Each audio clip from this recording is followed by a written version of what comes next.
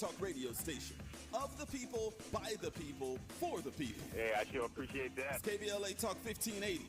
We got you covered round the clock. Racism, we got you. Progressive politics, we got you. Health and wellness education, we have you covered. We're going to have to put it back in the hands of the people. A black-owned and operated, evidence-based alternative radio station for progressive, open-minded people like you and me. Yeah, that's what I'm talking about. Welcome home, LA. We're all in this together. Let's get it on. It's KBLA Talk 1580, broadcasting from the heart of LA's Leimert Park. We've got a lot to talk about. We are going to have to fight. We're going to have to struggle. We're going to have to struggle relentlessly to bring about some peace.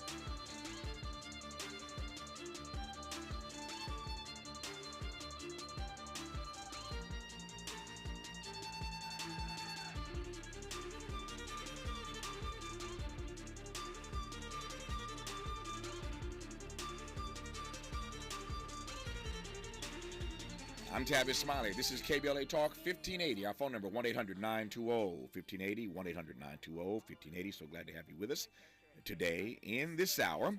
Kev Marcus and Will B of Grammy-nominated duo Black Violin join us for a conversation about defying the stereotypes of black people and black musicians through their unique artistry and their quite engaging work and witness. It's been a long time, too long in fact, since I talked to these brothers, but I knew them way back when, and I'm delighted to know they are still doing their thing as only they can do it.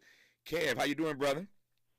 I'm doing great, Tavis. How are you? Man, if I complain, that'd be an ingrate. I'm glad to hear your voice again after all these years. And Will B, how are you, sir? Doing well, Tavis. How are you? Man, I'm great, man. Just glad to be in dialogue with the two of you, and it's a beautiful thing when you met someone many years ago, and you reconnect years later, and you realize during the intervening years that not only are they doing what they do still quite well, but they're reaching higher heights and deeper depths, and it's a beautiful thing just to celebrate the two of you here in Black History Month, given what you do, again, so uniquely. For those who have never heard the story of Black Violin and how the two of you came together, I'm going to pass the mic first to you, Kev, and we'll jump in as you will. But tell the audience, again, those who may not be familiar with Black Violin, how this came to be. Well, I appreciate the intro, Tavis. It's always great to be with you. And, Will and I, we met in high school, first day of orchestra class, 1996, in Fort Lauderdale, Florida. And we both went to a magnet school. And, of course, the reason and the purpose for the magnet school is to try to almost in a way integrate the county a little bit better. And they basically had one art school, and it was in the middle of the hood, but we just happened to live in the hood. And they created a big performing arts school, and then all the kids from all over the counties were brought into this school, and we happened to go to the school, so we took advantage of an orchestra program. Everyone in my school pretty much did something. It was in drama, art, the singers, there are plenty of Grammy-nominated songwriters, there's, actors, stunt people that turned out to be amazing professionals that we all started at the same place. And it was sort of like a black fan, think about it like that, And we started off like that, and in the beginning of high school, we were just taking a class. It wasn't anything that we thought would turn into our calling or our passion, but we were just taking band or choir. Instead of that, we had orchestra, and we had a teacher that cared and just pushed us. And I remember first day of high school, he was like, my teacher, James Miles, was like, if you listen to me and you study and you practice hard, you get a full scholarship to college, I promise. And I liked the idea of that. I wanted to find a way to get out, so I liked the idea of it. So I trusted him, and that's exactly what happened to both of us. We both got full scholarships. I went to Florida International University, and Will went to Florida State University. And that was sort of the beginning of it all, just sort of getting really good at this instrument. And really wasn't even about the instrument. It was about the power as a black man that is held when you can do something that people don't expect. And we figured it out pretty easily. I mean, pretty early and easily. And I remember even like my first job interview, it was Levitt's Furniture, and I went in and I'm telling the lady, the boss lady that I'm interviewing with, she was like, "What do you study?" And I'm like, "Oh, I just got a full scholarship to a few colleges and just trying to figure out what I'm doing." And she was like, "Football?" I was like, "No, violin." And she was like, "Really? You play the violin?" And we had this whole conversation about her daughter is 5 years old playing the violin, and she hired me right there on the spot, and I thought about, man, and I didn't even have to play for her. It was just sort of the idea of it. And Will and I, once we figured that part out, we would use it to our advantage to disarm people constantly, and then eventually, we figured out, okay, well, what is that disarm, like just the sort of this idea of like, you walk up to somebody and you say, "Hey, I'm a big black guy, but I play the violin." And you're like, "Really?" And you become disarmed. Well, what does that sound like? And then that's kind of what black violin is. Black violin is sort of this gumbo with the hip hop, classical jazz, blues, R&B. But really, at the end of the day, it's this disarming, stereotype defining music that makes people think about what they could do that they never thought possible. And that's basically, in a nutshell, how we came together and really the reasoning behind coming together. That's quite a nutshell, and I'm looking forward to cracking that nutshell as we move through this hour, because you've already said, which is no surprise to me, Kev, you've already said so much that's worthy of unpacking and interrogating, and we're going to do that through the course of this hour. Before I jump to the stuff that I want to interrogate with Kev, Will, let me just ask you this question first. Again, so much to talk about in this hour. Why this instrument? You guys meet in orchestra class. Obviously, in an orchestra, there are any number of instruments. Why the violin? Will be? Well, we both got different stories. My story is I wanted to play the sax and they put me in the wrong class. True story. The funny thing is, the reason why that happened was, I was that kid beating on the table while everybody was rapping, right? That was me.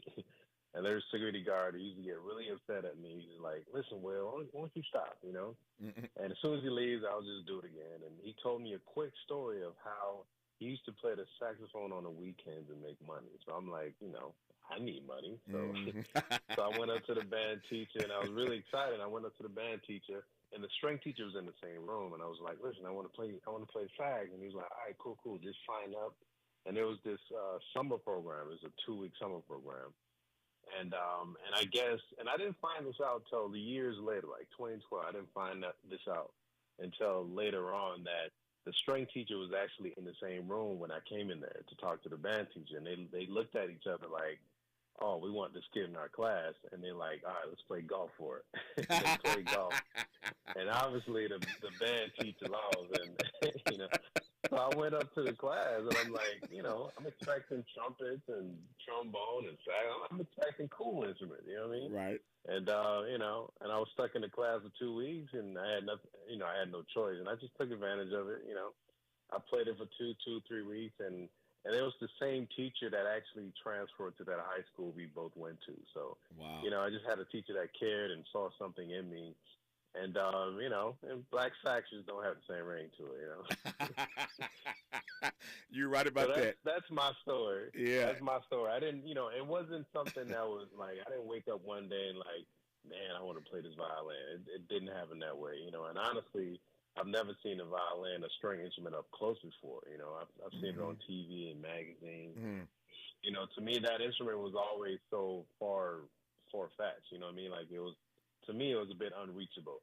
So I think that's probably one of the reasons why I kept doing it, because, you know, it felt like it was something that I can do. You know what I mean? It felt achievable. It's something that I made mine. You know what I mean? Like it wasn't something that felt like it was impossible to do. Like, oh, I can do this. You know what I'm saying? And I made it speak my own language. You know? Yeah, and you're making it speak your language, your own language, as you put it, with Kev, and I am delighted to have you and Kev Will for the hour in this conversation. The group is called Black Violin. You now have a bit of an understanding about their backstory if you've not been exposed to them heretofore. We're going to play their music for you throughout this hour, which you're going to love immensely. But the conversation is going to be just as rich with Kev and Will of Black Violin on KBLA Talk 1580.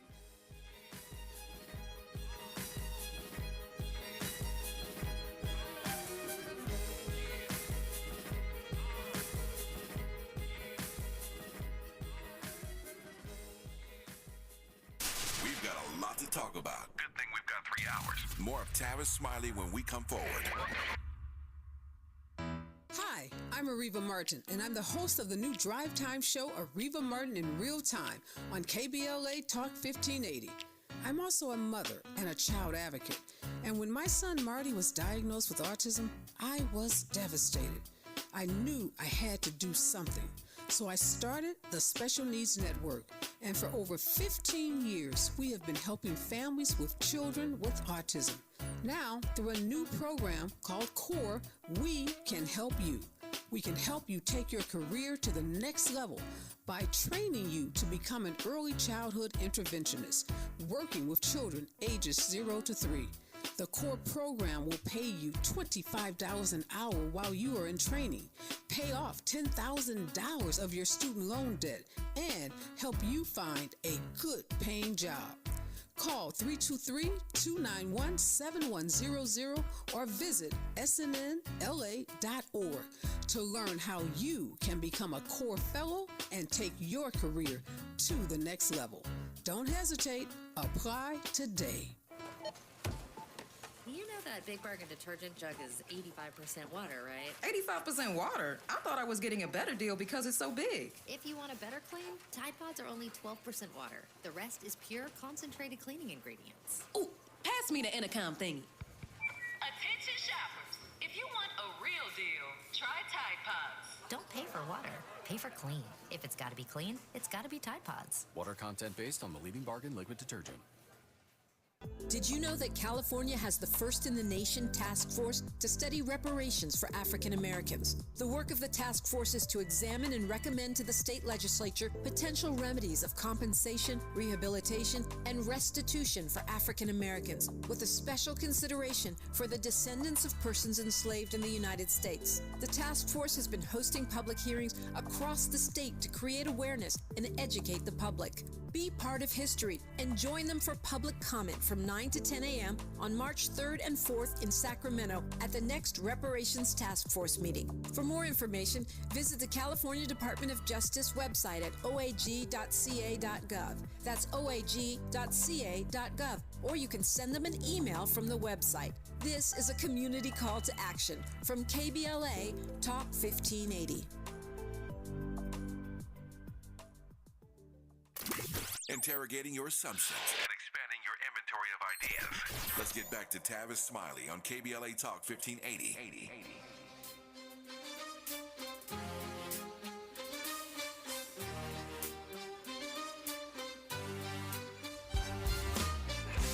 Look outside, can't believe my eyes.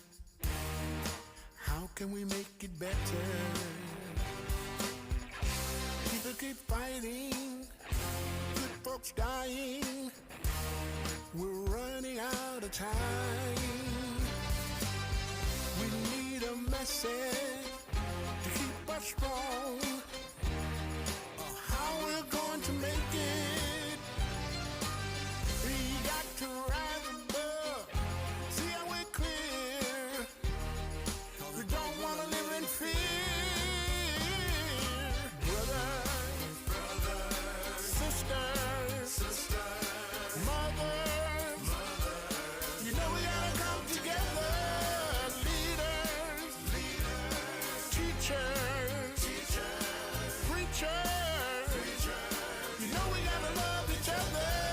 Tavis Smiley. This is KBLA Talk 1580. The track you're listening to is called The Message. It is Black Violin and the Blind Boys of Alabama. They were nominated at the recent Grammy Awards in the Best Americana Performance category. Again, the track is called The Message, featuring Black Violin and the Blind Boys of Alabama. You can't go wrong there. You put the Blind Boys of Alabama with Black Violin, something's going to sound good. It's a great track. Again, it's called The Message. I'm pleased to have in this hour the two brothers who make up Black Violin, Kev Marcus and Will Baptiste, as our guest in this hour. And if you've never heard of Black Violin, pleased to be the ones to introduce you to them today. And for those who know their work, you're already fans, and they're quite extraordinary in the way they approach these instruments and what they can do with it. I didn't know a violin could do all the stuff that Kev and Will make their violins do, but I'm delighted to be in dialogue with them in this hour. All right, Kev and Will, let me jump in now, because you both have said some things that are worthy of digging a little deeper into for the rest of this hour. Let me start with this notion, Kev, of what it was like. And let me just back up. We just spent an hour before the two of you came on in conversation with a brilliant professor, young brother, not yet 40, out of Michigan State, talking to him about the notion of black joy and how we appropriate black joy, how we find it in our own lives, what we do with it, and frankly, how we use black joy as a form of resistance and empowerment. A great conversation for the full hour before you guys came on, talking about black joy. I want to link that to the experience that the two of you had, Kev and Will, in this school with all these young black folk adjacent to your neighborhood, in your neighborhood. But you got all these black kids who are in the creative space. What is it like? I mean, I went to high school like everybody else. We all went to high school, went to junior high. But you all were like like you said, in like a fame school. What's it like when you are that age and you're exposed to that kind of black joy, that kind of black creativity day in and day out, Kev? I mean, it's what we wish every child could experience. Mm-hmm. You know, I think black joy is a really great descriptor for what high school was for at least my experience. I mean, high school was probably the best part of my life and had lots of things gone since then, but I really look back at high school really fondly because, like you said, it wasn't just black joy, but it was freedom to express and create. You know, it was freedom for us to, you know, not just us, but you know, there'll be the four popular boys, and there'll be a cappella group, and they'll be in the corner singing Boys to Men songs, you know, or it'll be just the amazing artists, visual artists that's just, you know, wowing everybody around the campus. And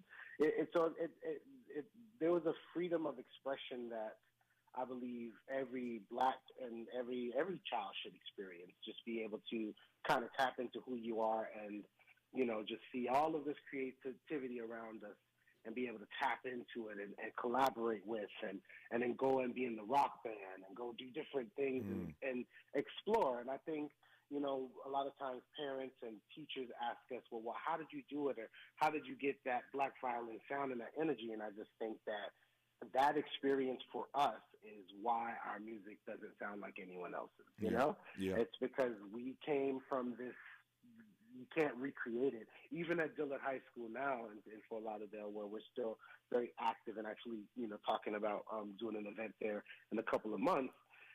Even now, it's like, you know, you can't recreate that lightning that struck, you know, for those 4 or 5 years while we're in that program. And it was black joy, but it was freedom. Yeah. Is what I felt. I felt free to be who I wanted to be and create what I wanted to create. And it's not often as a adolescent that you get to experience that. And that's what art and really art and a really open-minded teacher can do for a young student. And it just gave us the confidence to be who we wanted to be, and I think that's a big part of why we're successful. Before I go back to Will, one other quick question for you, Kev, because you used this phrase, and my audience knows I say this almost every day, it seems. It amazes me the ways in which we connect dots on this program, from 1 hour to the next, and sometimes from one day to the next. So throughout the month of February, the great motivator, speaking of Florida, the great motivator Les Brown, who is out of Liberty City in Miami, Les Brown now 77 years old, 77 years young. But the great motivator, Les Brown, is conducting a radio residency exclusively all month long here at our station, KBLA Talk 1580. As a matter of fact, he comes up at the top of the hour at 11 o'clock a.m. Pacific time, about 35, 40 minutes from now. Les Brown will be on tap for today's master class. His program is called You've Got to Be Hungry. He's teaching a master class here exclusively as a part of this radio residency every day, weekdays during the month of February, Black History Month. And so Les and I were talking the other day on his program about the difference between a calling and a vocation. A calling and a job, rather. A vocation and a job. A job is one thing, a vocation is something else. A job is one thing, your calling is something else. And let's put it as only Les can. A job will get you paid, but your calling, your vocation is that for which you were made.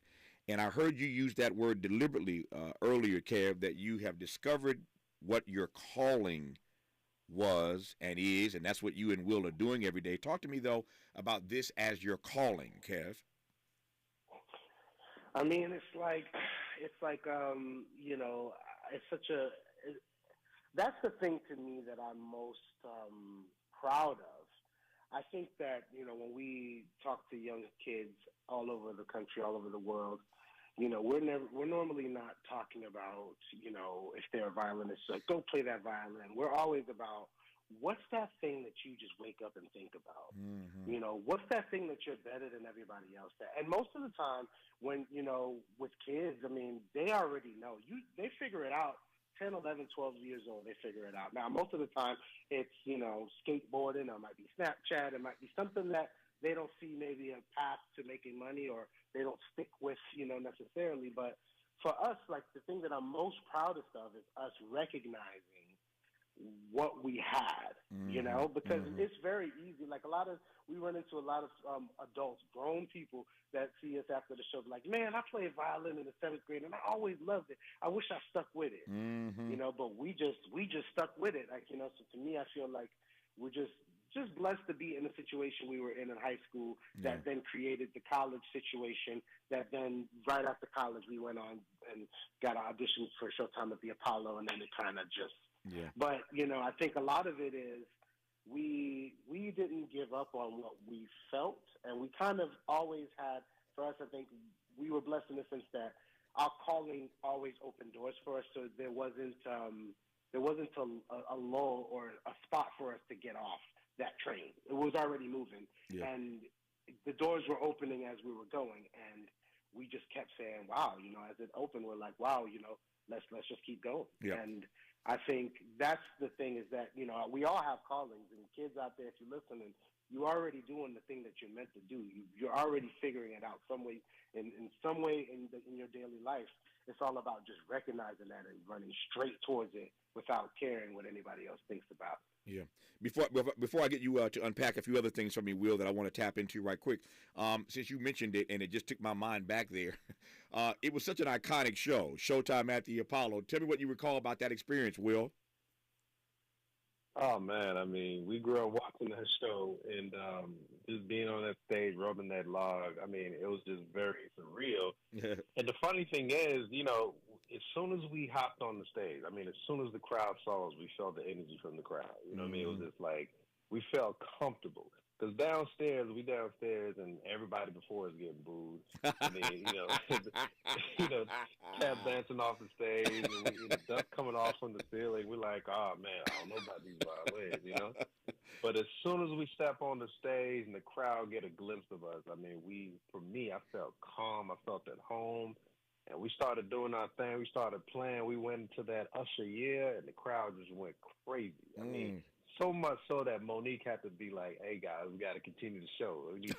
I need y'all to sit down real quick, So, I mean, it was just, man, it's one of those memories that will never, escape you, man. No, that memorable, experience. No, that Apollo stage obviously is, if you were ever fortunate enough to be on, I've been on the stage a number of times, not performing per se, speaking, which has its own performative value, but just to walk on that stage at the Apollo is quite the experience, and I remember well.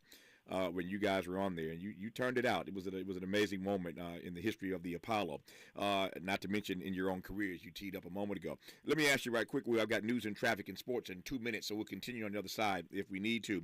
But I want to get you to talk about this notion that was raised earlier about the joy, the black joy that can be found if given the opportunity, the freedom to express yourself creatively. Talk to me about that, Will. What that's like to be so young and to be free as you have been since then, to just express and create as you see fit, as you want to. Man, it's the greatest thing. You know, there's nothing like it. You know, and on top of that, you're free to create the way that you want to create, but at the same time, you're inspiring, you're uplifting people at the same time. It's just, you know, it's just an amazing thing. Just to remember growing up and going into a room and just playing whatever I wanted to play.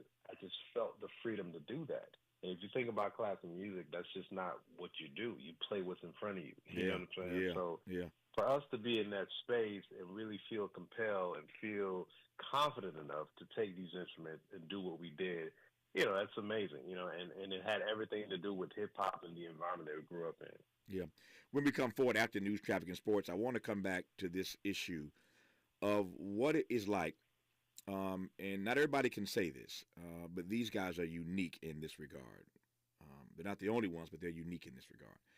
What it feels like to be a black male in America doing something that other folk do not expect you to be doing. What kind of power is that to just throw people off? You heard Kev tell the story earlier about, you know, some white woman asking, are you a football player? I've had that experience so many times on airplanes. White folks see my face and sit in my seat and they're boarding on the plane and they see my face and they recognize me. They can't figure out white quick as they're walking past me down the aisle where they know me from. And they're like, ESPN? I'm like, no, not ESPN. But they just automatically assume if they recognize your face and you're a black male, you got to be doing something. You play professional sports? Nope, that's not what I do. NPR, PBS, talk radio, and they get thrown off every time, right? They don't expect you to be in that space. But there's a power in that. And that's what Kev was saying earlier. We'll talk about that. And a great deal more with Kev and Will of Black Violin on KBLA Talk 1580.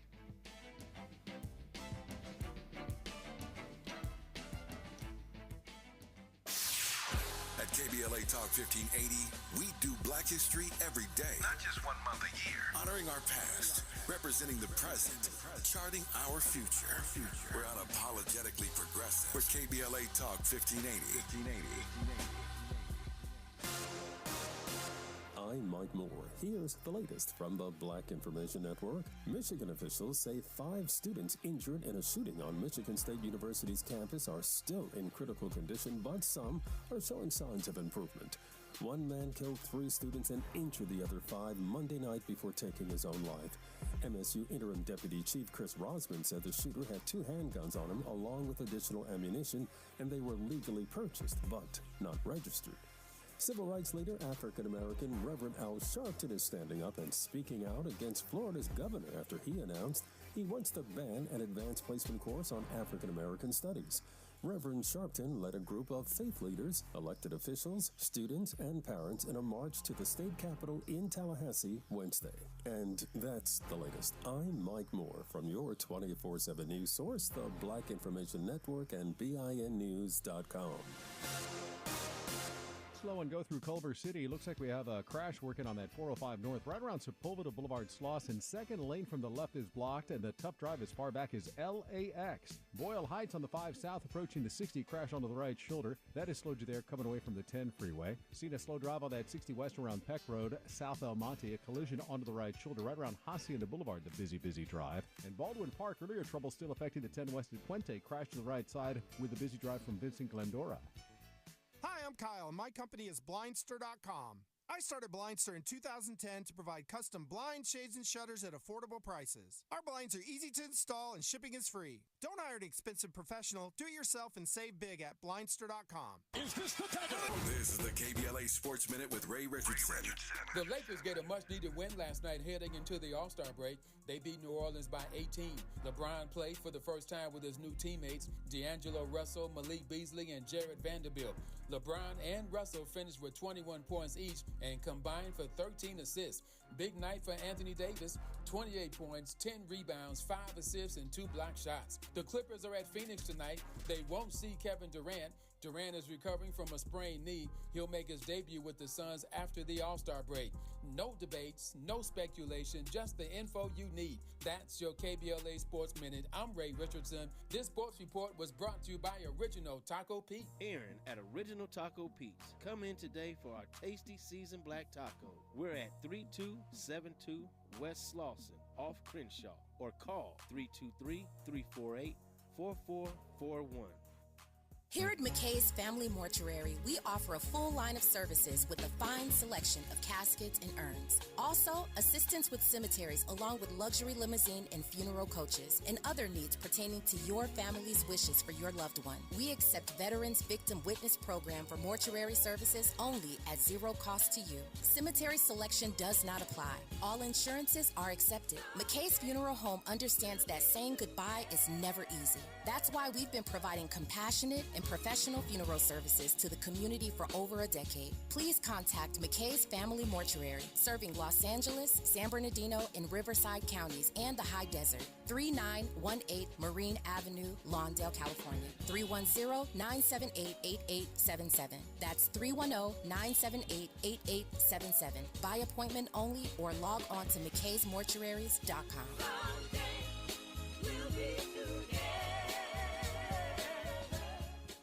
Let's get back to business, Los Angeles County. The Economic Opportunity Grant Program is now open. This program is designed to provide financial support to qualified small businesses, micro entrepreneurs, food industry businesses such as restaurants, and nonprofits in Los Angeles County. Approximately 4,600 grants of up to $2,500 will be administered to qualified micro businesses that face barriers to accessing capital resources. To learn more about the Economic Opportunity Grant Program, visit www.grants.lacounty.gov. The application process is fast and easy. Don't miss the opportunity to get back to business. This program is administered by the County of Los Angeles through its Department of Economic Opportunity and funded in part through a grant from the California Office of the Small Business Advocate. Application portal is powered by Lendistry. Visit www.grants.lacounty.gov and get back to business. Mom's early Alzheimer's diagnosis was hard to take. And when I left the oven on, we decided together that it was time to see a doctor and make a plan. Early detection gave us more time to seek out information and support as a family. If you or your family are noticing changes, it could be Alzheimer's. Talk about seeing a doctor together. For more information, visit alz.org/time to talk. A message from the Alzheimer's Association and the Ad Council. Find a righteous rage and don't be afraid to say what you see. We're KBLA Talk 1580.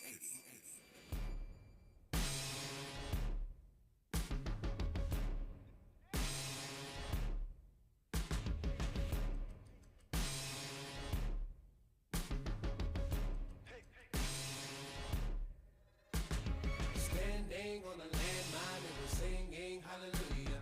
Thrown into the end times and we're singing hallelujah. Gonna take my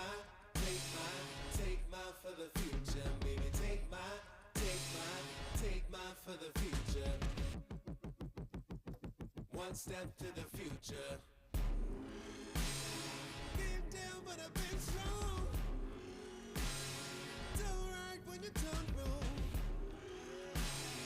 Thought I lost but I still won. One step to the future. Step to the future. Been down but I've been strong.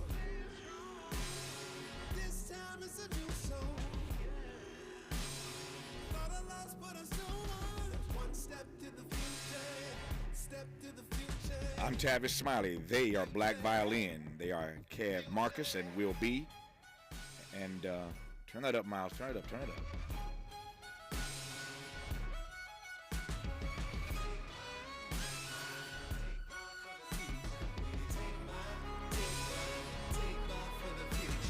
They can do things with a violin that we didn't think was possible until they started doing it. They are iconic in their own right. Two brothers, Kev Marcus and Will Baptiste, better known as Kev and Will, who are the duo that make up this amazing group called Black Violin. If you're in the Southern California area, by the way, they'll be appearing at the City National Grove of Anaheim on March 22nd. The City National Grove of Anaheim on March 22nd. If you are in the Southern California area, I was just checking some of our posts, some of our socials during that last break, and people are posting all kinds of things about their remembrances and their experiences of having seen Black Violin at various places over the years. So if you've never seen these two brothers and what they do on the violin, you'll get a chance again if you're in the Southern California area on March 22nd when they appear on stage at the City National Grove of Anaheim. Not exactly the Apollo, but we were talking about earlier, but it's a nice stage, a nice arena, and they'll be there again on March 22nd, City National Grove of Anaheim. Kevin, Will, back to our conversation now. Let me start with you on this one, Will. This notion of what it feels like to be a black man and to encounter folk all the time who have a little less melanin in their skin, folk who don't look like us exactly, but they're just completely blown away by what you do with an instrument that they have great respect for. I mean, let's face it, if you started running the list of all the great violinists in the history of music who are not black, it's a long list, and there's some big ones, and I've been honored in my career to interview a number of them, some of the masters of this instrument. But when people see you two do what you do on these violins, you heard Kev suggest earlier, there's a power in that. We'll get Kev's take on that in a second, Will, but when he said that, how does that strike you? I mean, what does that mean for you as a part of this group? Well, obviously with me and Kev, we've encountered that quite a bit, and I think, like Kev mentioned earlier, it's a certain level of disarming. When someone sees you doing something that is not, stereotypical, something that you would see a black person do, they look at you differently. There's definitely power in that. But, it is what it is, man.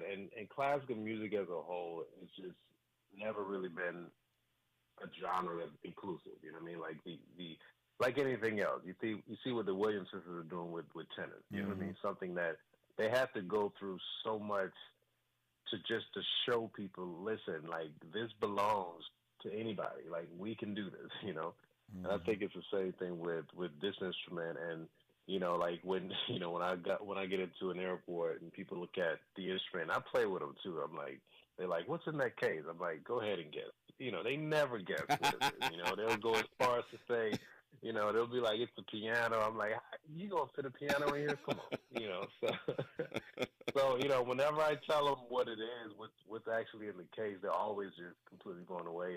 And one time, this happens too, when they actually say, you're not playing classical, are you? I know it's a violin, but you're not classical. You couldn't possibly be doing something like that. You must be doing something different, not this thing that is perceived as prestigious and untouchable. You can't be possibly doing that. You must be doing something else. You know what I'm saying? Yeah. I'm like, no, I do that. I graduated. I'm a performance major. I graduated from college. This is what I do. I choose not to do classical, but I can do that. So, it is what it is. It's one of those things that, as a person, a black person doing something that's stereotypical of, because what happens is they put you in these little boxes. They put you in places that they feel like they're safe now. And once they get you, they put you in these little boxes. Now they're good. They're safe, and that's our job. Whenever we get on stage is to break these barriers so these little kids that are growing up can believe and think that they themselves can do anything, because it ain't really about them. I don't really care about them. It's about the kids that are growing up that see me, and they see for that whatever hour and a half that you see me, then you can think to yourself, man, that person, that Will Baptiste looks like me, man. If he can do that, I can do anything. Yeah. Kev, since you framed this conversation around this notion of the power that is pregnant in being an African-American male artist doing something that most black males don't do, and how disarming that can be, what did you intend by that comment? Because you obviously got my attention. I mean, I'll be honest. I just think sometimes that dominant culture, just by the sight of me, when I walk into a room or I walk in your area, they're armed, they're triggered. I mean, like they're just like, well, what's this big black dude gonna do? I mean, I'm a black guy, big beard, 6'2", just around 280, 290, and especially when I was a kid, I'd sagging pants, hip hop culture. And really early on, I realized that, their misconceptions can be weaponized, and I was doing it from, my girlfriend's father. I remember meeting him, and I'm just like, yeah, I play violin. You play violin? You got a scholarship? What? And it was just even, it don't even matter. It's not white or black. It's just the level of regard that people hold a violin to. If you're a professional violinist, you might as well say you're a rocket scientist. You might as well be, I mean, it just seems so unachievable. So just the mere notion of me playing it, I noticed it very early on that it changed how people look at me. It's like, my friends' parents were like, oh, yeah, go out with Kevin. He played violin. He got a full scholarship. You need more friends like Kevin. Like, that's what they would say. Not knowing that we hanging out and, I'm just like everybody else. Yeah. But I recognized it really early. And then when we got to college, same thing, just like, I'll play a song for a girl, be like, hey, this song's called Jessica. And I'll play the same song for Stephanie and play the same song. And people were like, wow, you play violin, like, And I was just like, to me, it's like, it was nothing, And Will's about to say, it's easy. It's not even, I don't even think about it, So then, I think once we started producing and stuff, we were like, well, what does that sound like? What is the idea of like us being big black guys playing violin classically, but changing people's perception? What does it sound like if we did our own thing? And that's basically what our career has been. And honestly, for me, when I jump on stage and I see, a white crowd in front of us, most of the people that see us haven't seen us before. They're coming to check it out, see what the hip-hop violin thing is about. Right. Ooh. And then, we start the show, and it's loud, lights in your face. And we move around on stage like we're rappers. We're smiling at you, we're looking at you, and they're looking back, and they're like, "Wow, I wasn't expecting it." And it's like, honestly, Tavis, I mean, it makes my teeth white. Like, it's the reason I play violin is because they just don't know what to do with it. They cannot, Yeah. You know what I mean? Like, they try. They're like, what is this? And by the end, they in line buying all the CDs. Because we just we present it in a way, and we know how to do it, and we've been doing it for so long. And it's my favorite thing about playing violin. Is just that I'm not supposed to do it, and now there's more of us that do it, and it's a blessing that we've been able to kind of usher in sort of a new thinking about it. But it's still not seen that much, and only 2% of young students that are taking violin right now are BIPOC or students of color. Yeah. And so it's still not something that's every day. But it's just so much fun to do it and to do something. It's almost like coming in with low expectations, and we get to blow you away every single time. Yeah. And so for me, it's just it's power, and I mean it when I say we're disarming people. And then hopefully once you leave the concert or you left the your event, you're feeling a black violin, you leave and you think, well, man, them big black dudes is up there doing it, man. You think differently of us when you see us next time. Maybe you are not as triggered when you see someone that looks like me or Will come into the room. Yeah. And you have a bigger idea, a bigger framework of what we possibly can bring to this dialogue or this space or this event, and you're not as threatened. Yeah. You heard Will use, Kev rather, use the word, they both did, use the word disarming. What they do is disarming, but it's also disruptive, and that's what I love about it. Black music, black artistry, at its best, has always been disruptive in a beautiful way. It challenges other folk to re-examine their assumptions about us, helps them expand their inventory of ideas about what we are capable of. I love the disruptive nature of black art at its best, and these guys are disarming and disruptive. They are Kev Marcus and Will Baptiste of Black Violin. You're listening to them right now on KBLA Talk 1580.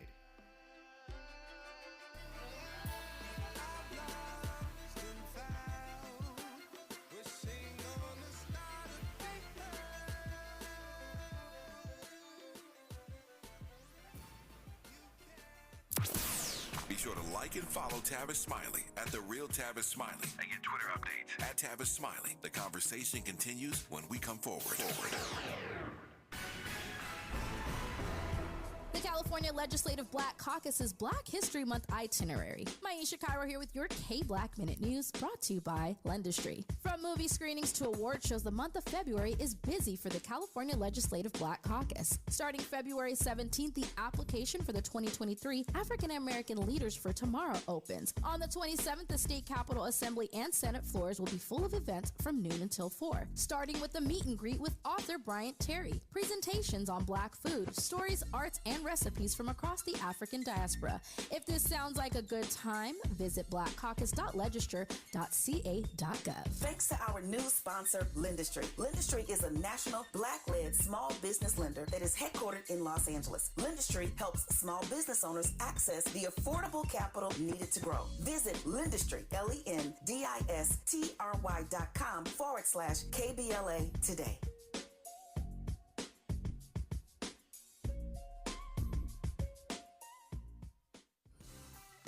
It's celebration season at Faithful Central Bible Church as we honor the legacy of our very own champion, Bishop Kenneth C. Ulmer, and 4 decades of pastoral service. On Sunday, February 19th at 9 a.m., join us for morning worship as Bishop Ulmer delivers his last sermon as senior pastor of the Family of Champions. Then, at 5 p.m. at the West Angeles Cathedral, we invite you to a citywide tribute concert featuring some of the biggest names in gospel music. Beverly Crawford, Israel Houghton, Miranda Curtis, Mary, Kathy Taylor, Crystal Rucker, Charles Jenkins, and other surprise guests. That's 5 p.m. at West Angeles Cathedral, February 19th. So let the praise begin, honoring the legacy of a champion, Bishop Kenneth C. Ulmer, and his 4 decades of pastoral service. For more information, visit faithfulcentral.com. Thinking about hosting a podcast and don't know where to start? Morris Media Studios has you covered. We're a professional podcast and voiceover studio located in Leimert Park. We specialize in recording and live streaming audio and video podcasts. Let us help you set up, record, and distribute your podcast. Hosting a podcast is a great way to bring awareness to your business, product, or good cause. For more info, visit morrismediastudios.com or give us a call at 323-815-4204. We're not for everybody, but we're for everybody. You're listening to KBLA Talk 1580. I'm Tavis Smiley. You're listening to KBLA Talk 1580, as you just heard, and we are delighted to be in dialogue for the rest of this hour, as we have been for the hour, with Kev Marcus and Will B of Black Violin. If you're in the Southern California area, once again, they will be on stage at the City National Grove of Anaheim on March 22nd. That's March 22nd. The City National Grove of Anaheim is where you can see Black Violin featuring Kevin Will Be if you are in the Southern California area around or on that date, obviously. Watching my time here between now and the top of the hour, getting tight. But I want to come back again, Kevin, Will, to something that both of you said. And those who are listening and paying attention, I got an audience who does in fact listen and pay attention. They hear the same things I hear every day. I just try to point them out when I hear them. But both of you, at various points in this conversation, have talked about the fact that you had teachers who cared. You guys aren't kids anymore. You're grown men. You've been doing this for quite a while now and doing it remarkably well. But even all these years later, both of you went right back to that classroom and right back to those teachers who cared. This audience knows that I never miss an opportunity to shout out teachers. We were talking about this just the other day, about the role and the responsibility that teachers have to expose these kids that they teach to the world. And it was clear that both of you have high regard all these years later for those teachers who actually cared about you and poured into you, allowing you to do what you do so well on stages in this country and indeed around the world. So while my time is tight, will you first say a word about the importance and the value of teachers? And particularly, this issue is important in this conversation because you guys are referencing the love and respect of teachers who were teaching you an art form And as you both well know, nowadays music and art and so many classes have been taken out of school. So with that as a backdrop, talk to me then about the importance, Will, as you see it, of teachers. Man, I mean, oh my goodness. I mean, our teacher, James Miles, I mean, they're the first offenders that did, when it comes down to it. They spend so much time with the kids, and with us, we grew up with a teacher that just really cared, is really seen us. Like, it's so important for teachers to, like, acknowledge the child, especially when that child has a dream, because a lot of kids, they're going through a lot of stuff at home, and when they come to school, you want to, they want to be able to be in a safe space that they can not only express themselves, but feel like, people their teacher really care, So we definitely had that in our teacher, James Miles, and it's so crucial.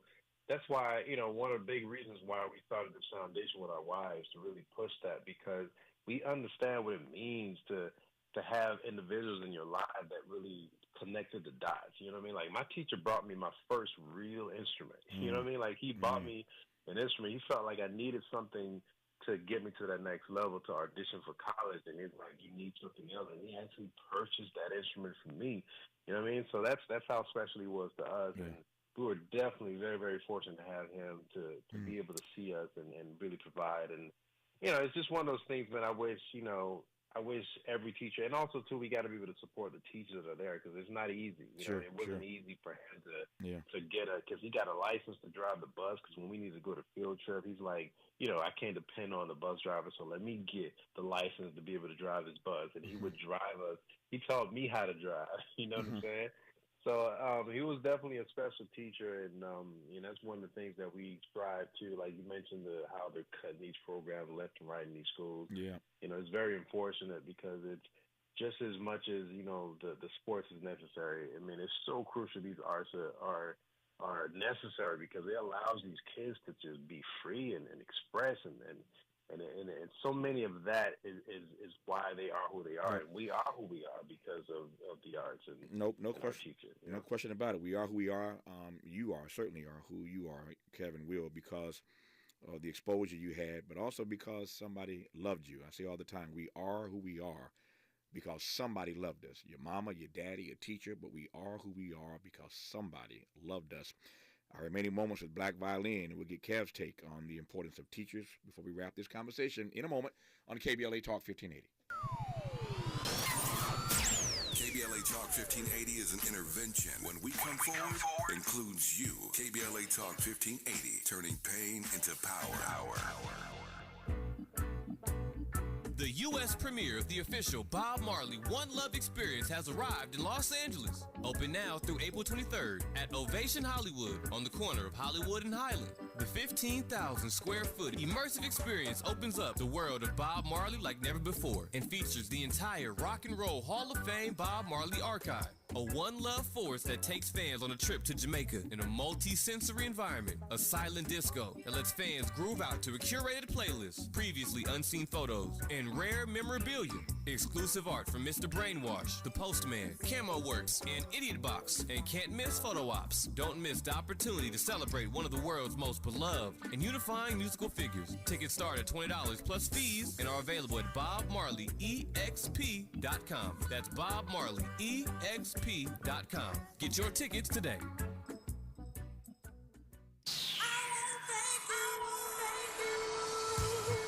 KBLA Talk 1580 would like to thank all of the businesses that tune into KBLA at work. We celebrate you, your calls to the station, and your overall support. To show our appreciation, we would like to treat your office to lunch for 10, sponsored by John O'Groats family-owned restaurant and johnogroats.us. Open the KBLA Talk 1580 app or log on to KBLA1580.com to submit your office to be selected for our Office of the Week. We know you're just like our staff, putting in many hard, smart working hours per week. We just want to say thank you, and we appreciate you. You and your staff deserve lunch on us. Enter your office to win lunch for 10 and be highlighted on KBLA Talk 1580 as our Office of the Week. Open the KBLA app or log on to KBLA1580.com to enter your office today to become the KBLA Talk 1580 Office of the Week. Sponsored by John O'Groats family-owned restaurant and johnogroats.us. Become the KBLA Talk 1580 Office of the Week. This has been a KBLA Talk 1580 community call to action. Let's unpack Unpack a little bit more with Tavis Smiley. The conversation continues right now. Got just about 2.5 minutes left in this conversation. Kev, give you the last word here. Your thoughts on the importance of teachers in our lives, given where you and Will B started long before black violin became a thing. Teachers are everything, like he said, James Miles, I mean, he was so influential to us, and he connected dots and did things that, just selfless, and it was amazing what we were able to learn from him. And what said earlier, we created something to do the same thing in our foundation and connect dots. So we have, we named our grant after him. It's the James Miles Musical Innovative Grant that our foundation gives out, and we have application period coming up soon, and we give out as many grants as we can to kids, just kind of like James Miles did for us, in a way, where whether you want to, you don't have the money to audition a Juilliard, for the flight, but we'll pay for the flight for you, or you need private lessons, you want to go to Interlochen summer camp, you need a new laptop to make some beats, you need new strings for your harp, anything.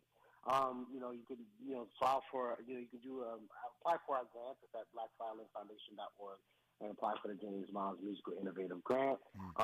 It's just kind of how we pay it forward for the teacher that gave us everything, and we try to do the same. I love it, man. They've got the Black Violin Foundation. They've got the Black Violin Educational Outreach Program. They've got the Black Violin Experience Tour, and that tour brings them to Southern California on March 22nd. They'll be at the City National Grove of Anaheim if you're in the Southern California area on the 22nd. Check them out, Black Violin at the City National Grove of Anaheim. Kevin, Will, it's been too long, man, but I'm glad we got a chance to reconnect today. I'm glad you're still doing what you do at a level that only the two of you can do it at.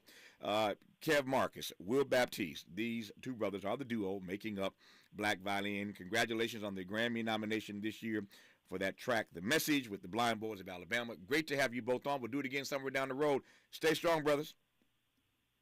Absolutely, man. Appreciate you, Tavis. Love you both, man. Love you both. Good to have you on this program. After news, traffic, and sports at the top of the hour, a tribute to Raquel Welch. You probably heard that Raquel Welch, the great actress and sex symbol, passed away yesterday. I had some fun with Raquel Welch some years ago in the conversation. We're going to give you a little taste of that. And then after our tribute to Raquel Welch, we will be joined by the motivator, Les Brown, for his program, You've Got to Be Hungry, heard exclusively all month long on KBLA Talk 1580.